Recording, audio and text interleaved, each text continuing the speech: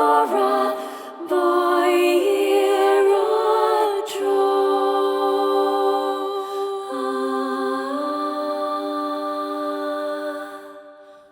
want to give a big shout out to VirtuousLuna for voicing one of the characters presented in this video. If you're into Final Fantasy XIV or action RPGs, you should find her streaming on Twitch. Her streams are pretty chill, currently almost done with the Shadowbringers post-game quests, and her profile picture is dressed in Accord's clothes, and I say that alone is a sign of high quality content.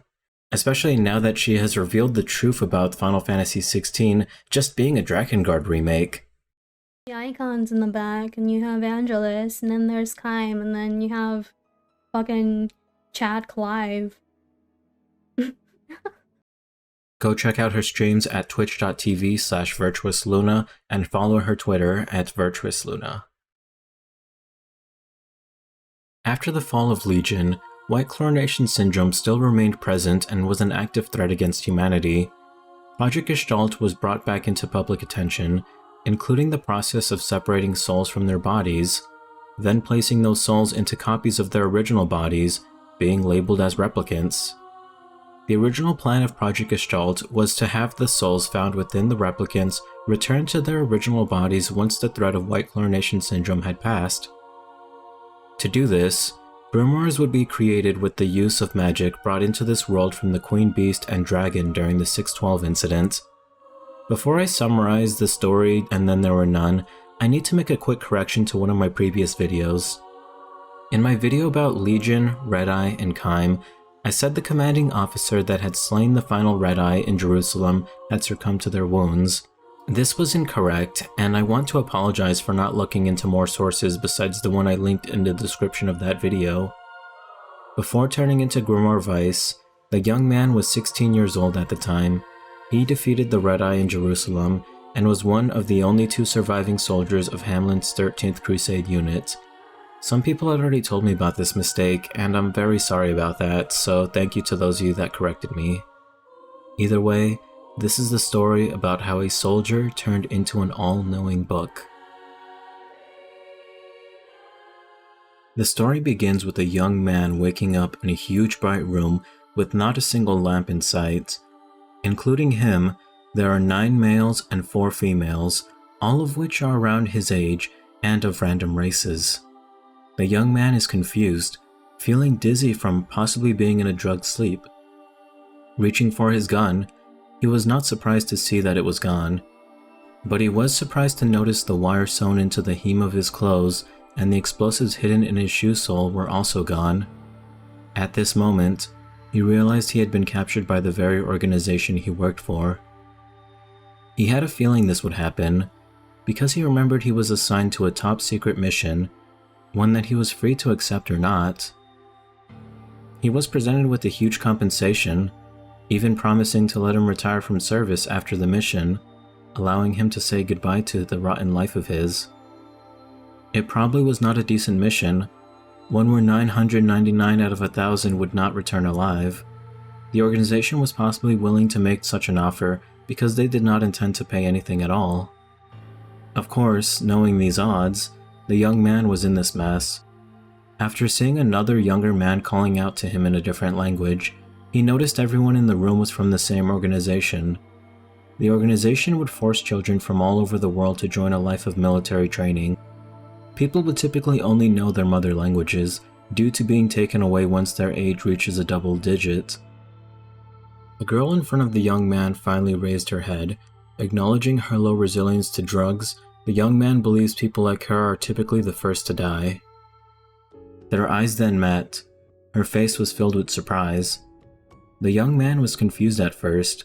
He thought for a moment, believing he had seen her somewhere too. The lass stood up, which made her dizzy and tumbled down. The sight of her clumsiness reminded him.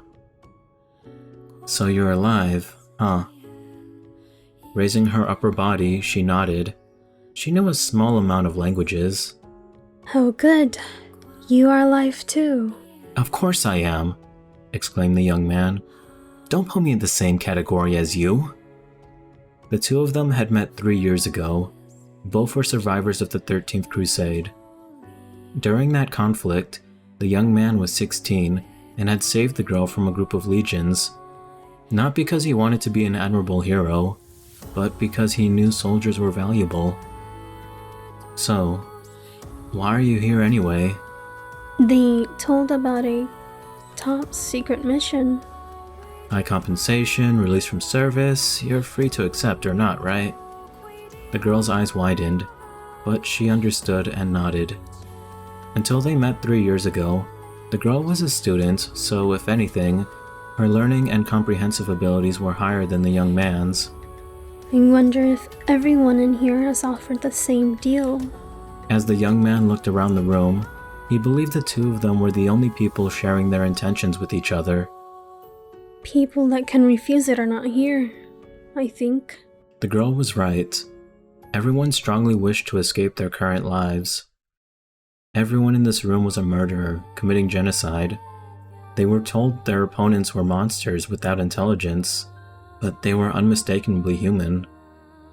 Incinerated alive, but seeing creatures that look just like humans die wrapped in fire is no pretty sight. Even though he incinerated his first legion 9 years ago when he was only 10 years old, he never got used to it. This thing, what do you think it is? It looks like a book, but it cannot open. With a curious face, the Lass tried to open the book. Hey, don't touch that so carelessly! Ah! In her panic, she let go of the book. Don't you on me? Sheesh. She was always a clumsy person, even 3 years ago when they both worked together. She did not have any battle experience, but was a quick learner. Her physical abilities were formidable and was selected to join the organization at the age of 16, no matter how high her receptibility to Luciferice was. The young man thought she would die, and after their operation together, they had no means of contacting each other. Good job surviving that. You sure have good luck. She violently shook her head in denial. Because you let me escape. That's not true. It was an error of judgment on my side. They had split up because they were surrounded by Legion. Running in opposite directions would at least ensure one of them to survive. Admittedly, the young man believed he had a higher chance. He had taken the more difficult route of escape, but was unsure why he made that decision. It still made him uncomfortable as he remembered. As the girl opened her mouth to say something in return, they heard a quarrel from the corner of the room. Another guy and girl were cursing at each other in different languages, presumably not understanding each other. The girl then slapped the guy. It sounded painful, but no one tried to intervene. Everyone inside the room was trained to fight Legion with their bare hands, so if you try to step in, you better be prepared for possible consequences. The young man's face turned red, and he grabbed for the Lass. At that moment, something unbelievable happened. The book at the feet of the girl opened, even though she didn't touch it, or kick it with her foot by accident. The book opened and a black hand suddenly emerged. The hand quickly enlarged to gigantic proportions and grabbed the guy she slapped, raising him in the air. With an astonished expression on her face, he was crushed to death. The girl was dumbfounded. She had no idea what was happening. The book that belonged to the guy started to emit a strong light, and his body was sucked into the book, not to be seen again. Once the light disappeared, the cover's blackish color turned into aquamarine, and a pattern formed on it, an eerie pattern that resembled a human face. The silence did not last long. The entire room raised an uproar. What was that? How should I know? Don't ask me. The young man reached out for the book lying next to him. At first he thought it would be best to not touch it carelessly, but the situation changed. The book had no visible letters or illustrations on the cover, not even a single scratch. As the Lass said, the pages were completely stuck together, as if they were glued together. How did that girl open her book?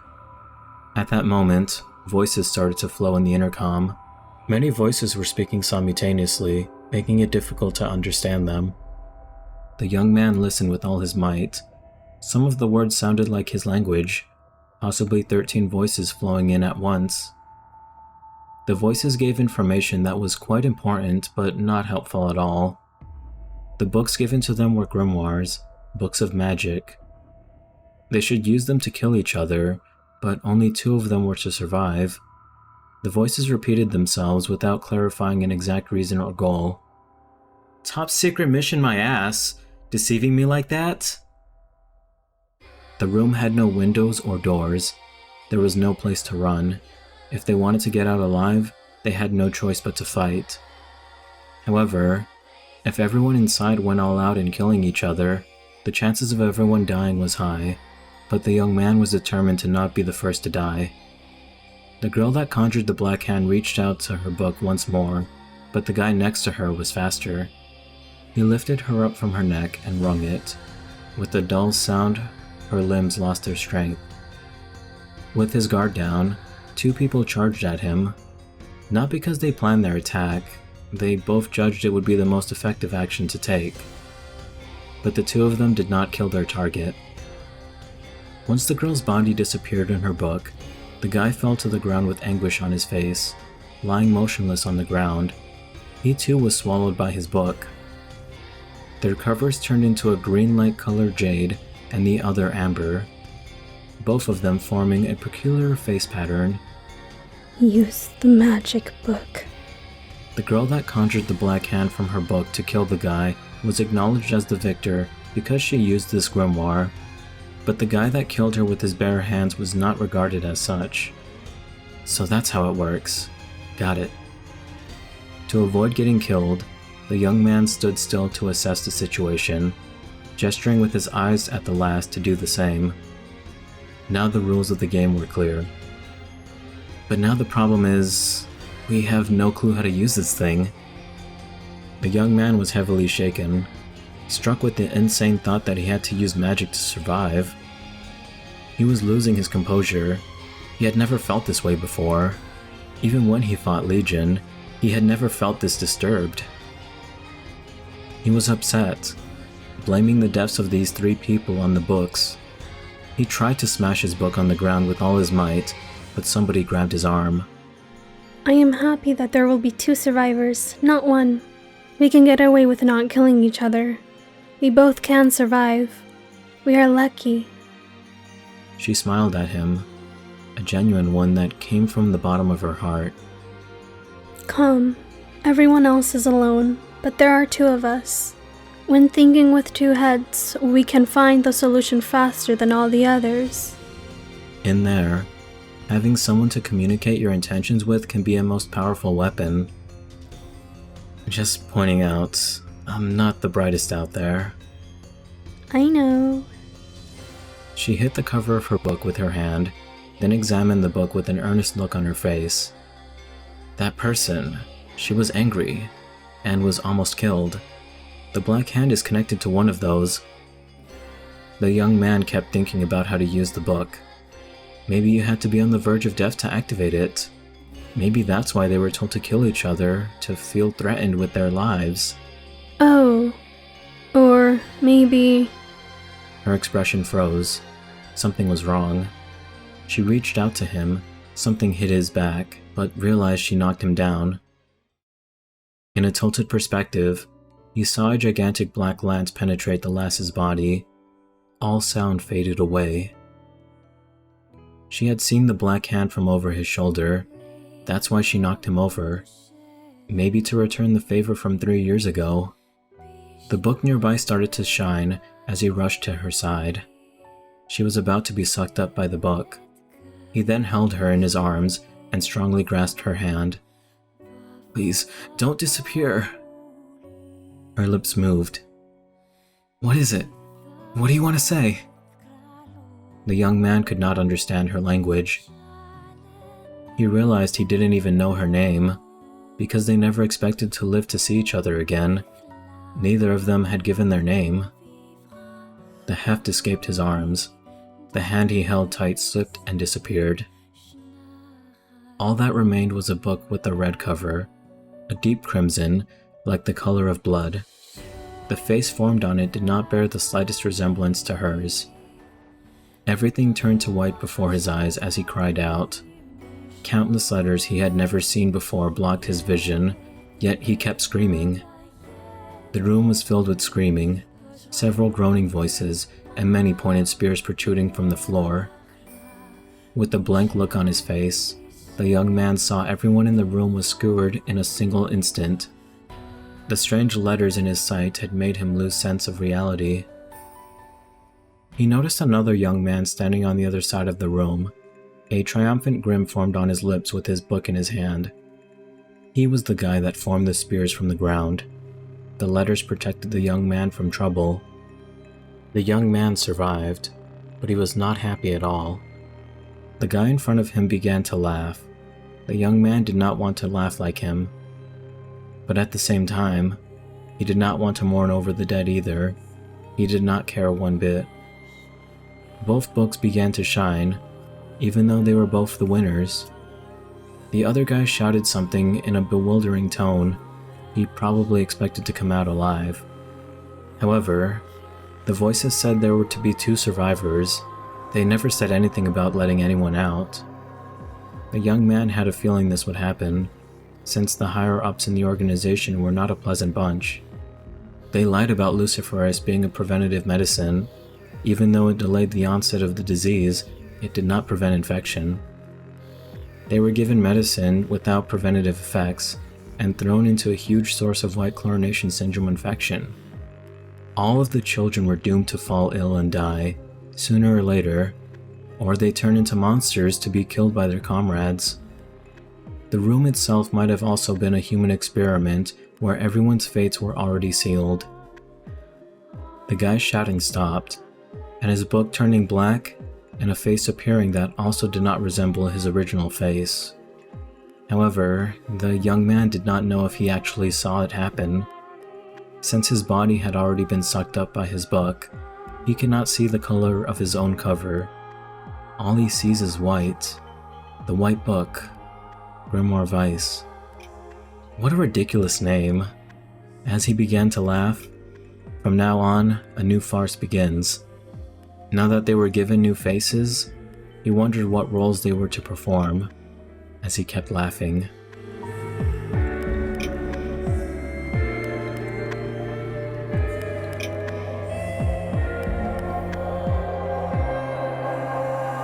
Hidden so deep in veils of despair.